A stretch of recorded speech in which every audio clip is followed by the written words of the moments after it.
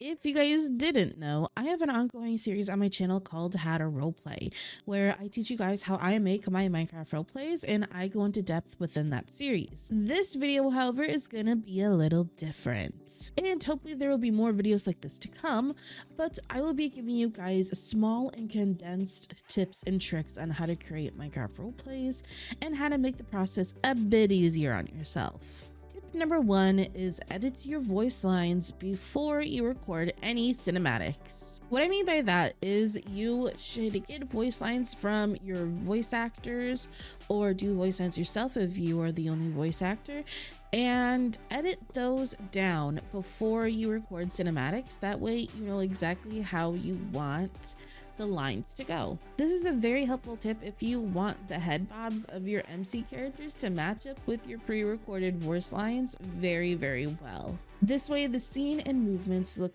clean, and I've come to realize that you can add more movement to the character's actions to make them seem more alive.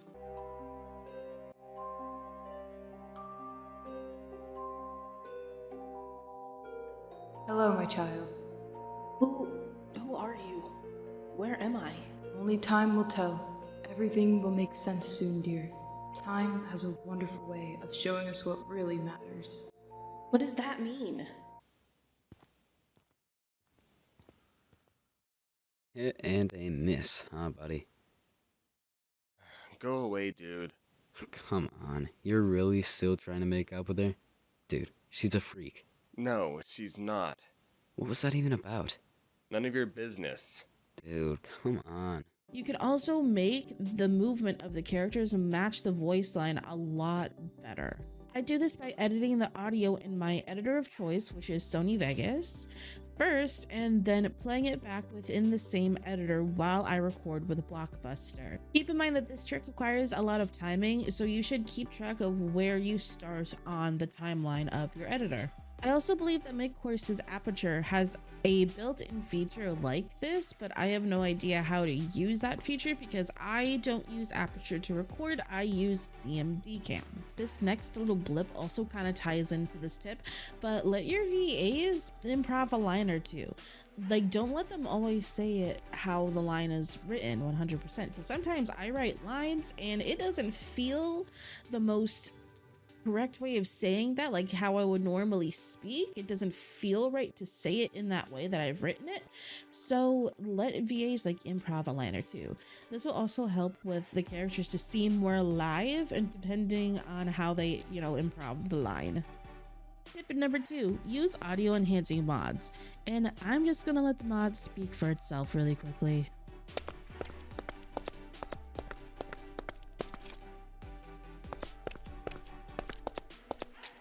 You see what I mean? Use mods like Dynamic Surroundings, which is the one I have installed, or Ambient Sounds 5 to enhance the audio of Minecraft, which would add in a lot of extra background nature sounds like crickets, wind, leaves, or water. I personally really like using dynamic sounds because it adds a lot of sounds for your character along with the natural surrounding sounds like footsteps.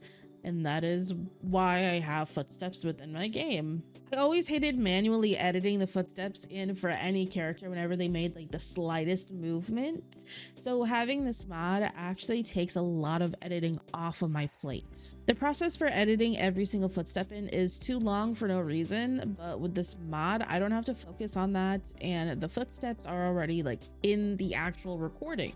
But to make sure that you also get the footsteps on your little characters here with a Blockbuster, when you go into your scenes tab in Blockbuster, make sure that you are enabling fake player, so that way the game recognizes them as another player, and that way it'll add footsteps in for them. Because if you don't enable them as a fake player, you're just gonna get no footsteps at all with a Blockbuster. Tip number 3 is a smaller tip, but record with cinematic bars on your OBS. If you guys don't know, I use OBS Studio in order to film my series, and I use a cinematic bar overlay in OBS to get cinematic bars on the screen. Really quickly, I'm just going to show you. As you can see, there are no bars on my screen whatsoever. Now there are bars, now there are not, now there are bars, now there are not. As you can see, I have my OBS pulled up right here, so there's a little bit of inception going on right now, but it's fine, so ignore it for a little bit. But basically, as you can see right here, I have something called bars, and if I turn it on, it'll turn on the OBS bars on this scene right here. I need to toggle this one on and off so that way you can actually see it, but as you can see, the OBS bars are on and now they're off. How I put those on is I go into add and then I go to image. Once I'm in image, I can just name it whatever I want. It really does not matter. I press OK and then I search for the file within my computer. You can save yours anywhere, but I have a templates like folder that I put everything in, and I have these cinematic bars. You can find cinematic bars like these honestly anywhere, and to get them to fit your thing, I'm just gonna transform and I'm gonna say hit to fit to screen, and now the cinematic bars are on this little part right here. So yeah, now they're on this one too for some ungodly reason, but you can find these cinematic bars anywhere. I just googled cinematic bars and they were right there on Google. And the last tip for today, tip number 4, utilize Minecraft Roleplay Discords. What I mean by this is join and use free resources that you might know are even out there. For example, McHorse's Pub is a great resource for getting 3D models for your Minecraft Roleplay series. If you want to use them, you have to use them with credit, of course, meaning just add in the description who made the 3D model that you were showing off within your video, and obviously link them in the description along with, you know, telling people who it was so you can give people proper credit. Other Minecraft roleplay YouTubers Discords could also be super useful. I'm going to do a shameless plug here, but my Discord has a section specifically for Minecraft roleplay help or Minecraft roleplay questions, where anyone can ask questions related to Minecraft roleplays and hopefully get some answers. I hope that you guys enjoyed this video and I hope that you found it useful.